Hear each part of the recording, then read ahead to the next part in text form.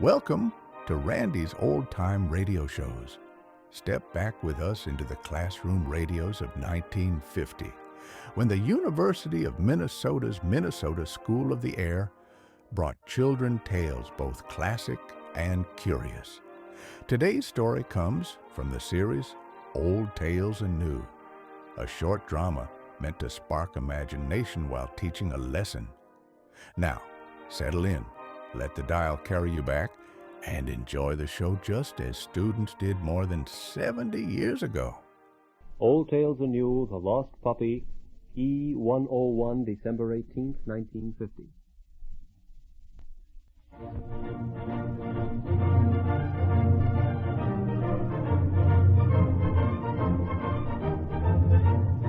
The Minnesota School of the Air.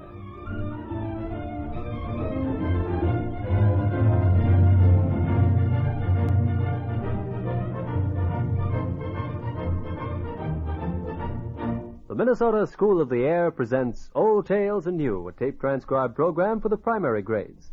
These broadcasts come to you at 11 o'clock each Monday morning and at 2:15 each Thursday afternoon throughout the school year. Our story for today is about Christmas and the lost puppy.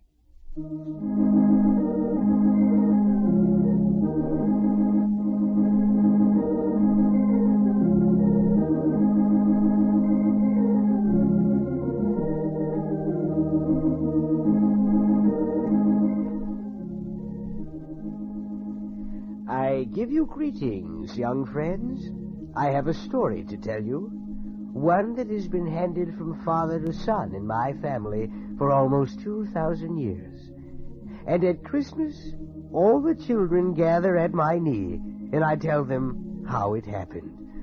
Of course, this all came about so long ago that my family does not know if it is true, the part about the puppy. But it is a good story, because it could have happened there in that stable at Bethlehem, one wintry night, so many, many years ago. Yes, it could have happened. My family are all shepherds, you see. We've always been shepherds who guarded our flocks in all kinds of weather.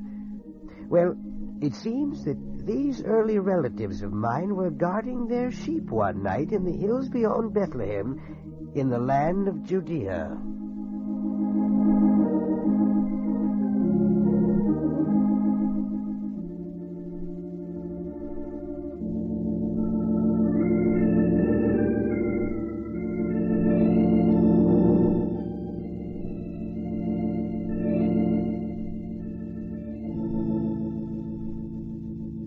Abraham, have you noticed the winds? This past hour they've been blowing exceeding strange. In gusts and whirls. It's a restless night for the sheep. Aye, and for the dog, too. She's whined since we first came to watch. Do you think it is her puppy that she mourns for? Aye. She would look for him, but a sheepdog does not leave the flock, and so she mourns. Perhaps in the morning we can find him for her. He was a good dog for one so small. Come, friend. Perhaps in the morning we'll find your son. No, we cannot leave the flocks. Rest still until morning. She cannot rest, David. No more can I. I am not given to whimsy and imaginings, but, David, have you noticed yonder star? Aye, Abraham, I've noticed, and I cannot place it in the heavens. All my life I've studied the skies at night during the long watches, but never have I seen that star before. It is indeed a night of strangeness. Abraham. Yes? Has it seemed to you, Abraham, that star is growing brighter with each passing moment? Brighter and nearer? It has seemed that to me, David.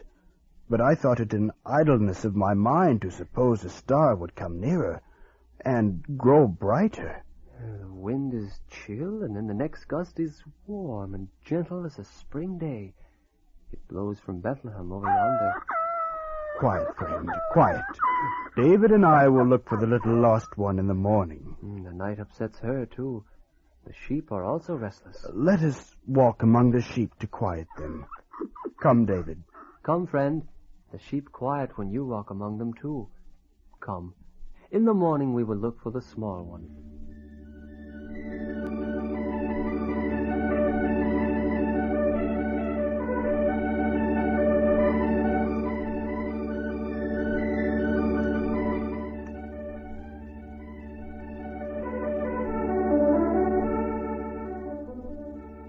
They say that all Judea was restless that night. And they say, too, that in the heavens even the angels flew about, waiting a great moment.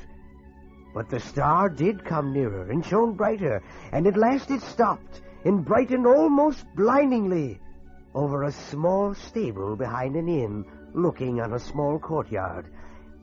It was about midnight when the stars swung low over the stable, and it shone so brilliantly that out in the hills beyond Bethlehem, where David and Abraham watched their sheep, they saw it come to rest, and they wondered.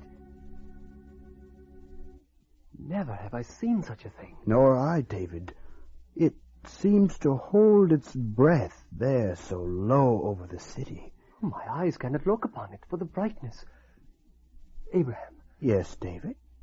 Abraham, something of great importance is happening at this moment to make the very heavens change this way. It is happening now, across the hills in Bethlehem. Perhaps it is the strangeness of the night air that makes the stars seem to rest there above the city. And is it the night air that makes the sheep and our dog here as restless as we are? Is that too the night air? I don't know, David. I don't know. In all my memory, I can think of no other night like this. Abraham. Yes, David? Let us take the sheep and go into the city to see this great happening. 2 shepherds and a flock of sheep wandering the streets of the city in the middle hours of the night? Why, David, they would think us mad. Who would think us mad? No one is awake. If there prove nothing of greatness happening, we can bring the flock back again to the hills by morning, when our cousins take over their watch of the sheep. Even the friend here would go into the city. The road to Bethlehem lies yonder. It is but a little way. Come, Abraham. You've lost your wits, my brother. No, Abraham. I feel in my heart that this is a night of greatness. Hold. Listen. Do you hear something? Yes. 1,000 voices singing could not make so much beauty. It seems to be coming on the breeze from the south. The warm breeze from Bethlehem. Music such as only the heavens ever know. David, we will take the flock and go yonder into Bethlehem. It is wise, Abraham. It is wise. Come, friend. Come, gather the flock and let us all start for the road to see what wondrous thing is happening.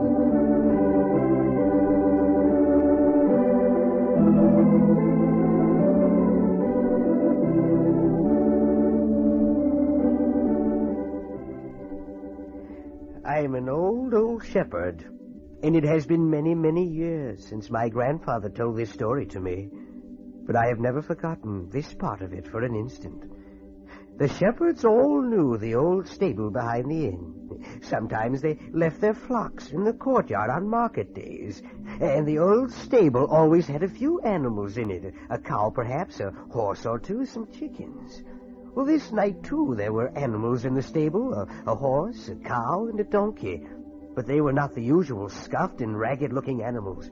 Their coats were brushed and shining. Clean, fresh straw lay on the floor and in the mangers, and the whole stable looked swept and neat. Never before did the stable look so fine. It was an old building, but inside not a straw was out of place. Now, the story says that all day the angels had worked to fix that stable. And at sunset, when 2 weary travelers entered it, the angels withdrew back to heaven to put on their brightest halos for the midnight flight of glory, when they sang their welcome to the newborn king. You know that part of the story, how there was no room in the inn for Joseph and Mary, his wife, so they sought shelter in the stable. And there, at midnight, the baby Christ was born, and his mother Mary laid him in a manger. It was to this stable, not long after midnight, that David and Abraham came with their sheep and the dog named Friend.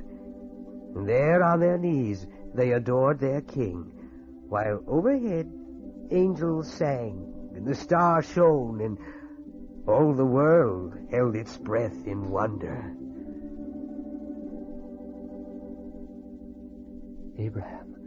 Yes? It is Christ the Lord, who was to be born in Bethlehem. The star and the angel singing. It is all real and true. Quiet, friend. Lie quiet. The baby sleeps. Quiet. The sheep in the courtyard are quiet. I should have put you out with them unless... Friend, come back here. Come back. What is it with the dog? Pay no heed. She's talking to the other animals that stand beyond the manger crib. The baby's mother smiles. The dog did not disturb his sleep. That it should be given to us, 2 humble shepherds, to pay homage to the king. David, the world has never seen a night such as this. Nor shall it ever see such a night again.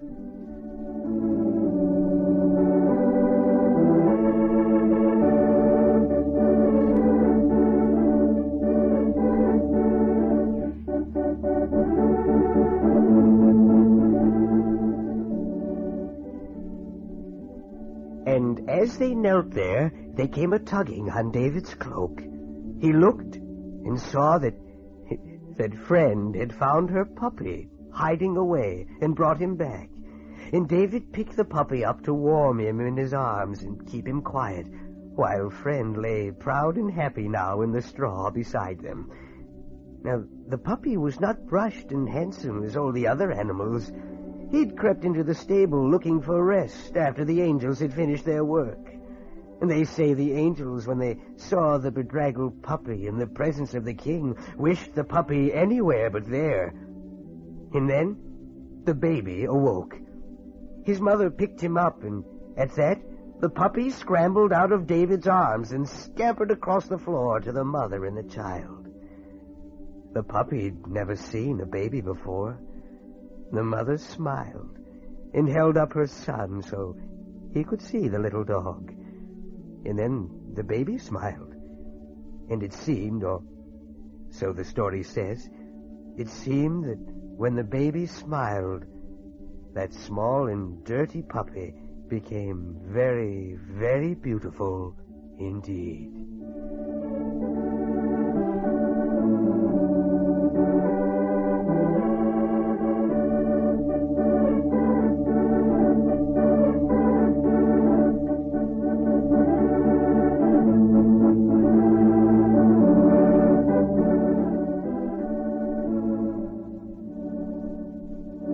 The story of The Lost Puppy was written for radio by Betty Gerling.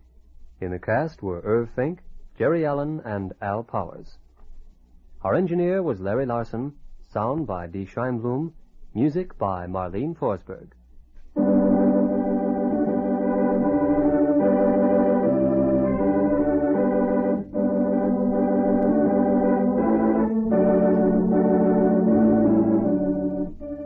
We'd like to remind all our young listeners that the Old Tales and New Request programs will be coming along soon after Christmas. For the weeks January 22nd and 29th, 1951, the children who listen to this series in their classrooms will have the opportunity to vote by mail for the stories that they've liked best. We ask that nobody send in votes before Christmas, because the mailmen are just too busy to handle mail that can just as soon come after the holidays.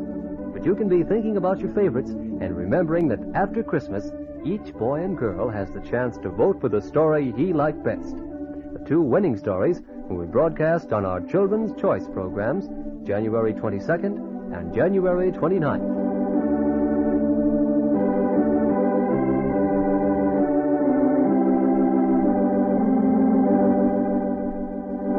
The Minnesota School of the Air has just presented Old Tales and New, a program for the primary grades. These tape-transcribed broadcasts are presented twice each week during the school year.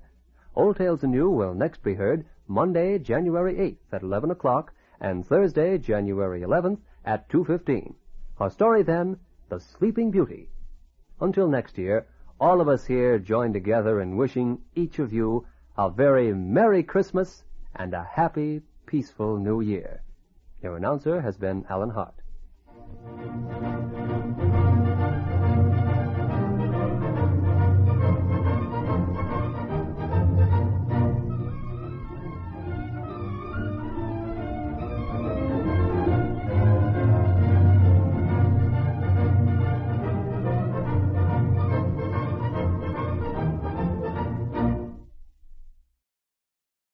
Well, folks, that's all for this episode here on Randy's Old Time Radio Shows.